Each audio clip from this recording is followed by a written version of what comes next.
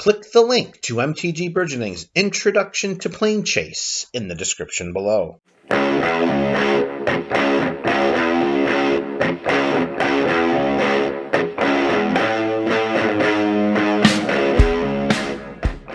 There are some planes in Planechase that grant powerful static abilities to all players, from ramping mana, producing creature tokens, copying spells and drawing cards, to enhancing creatures, graveyard recursion, fixing mana, and incentivizing combat. Some planes have the potential of dramatically altering the landscape of a game. As a way to hedge against this opponent's philanthropy, the chaos abilities of these planes motivate their inclusion into planar decks by providing a warmer self-embrace, with the idea of hugging the group and yourself a little bit more.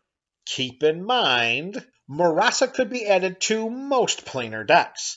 Whenever a non-token creature enters the battlefield, its controller may search their library for a basic land and put it onto the battlefield tapped, and then shuffle their library.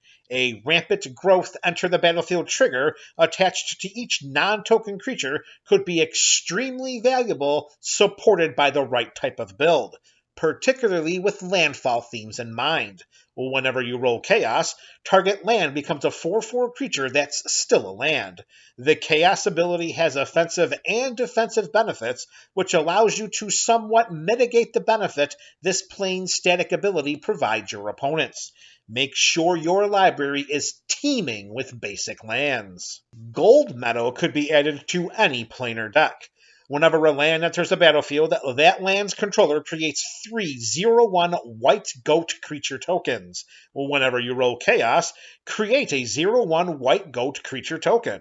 Notice the text that says whenever a land enters the battlefield, and not whenever a player plays a land. Lands entering the battlefield from your library or graveyard also will trigger Goldmeadow. The Chaos benefit is not very impactful, but if you are playing Goldmeadow in your planar deck, then you have the chance to rectify this with additional fetch effects in your corresponding deck.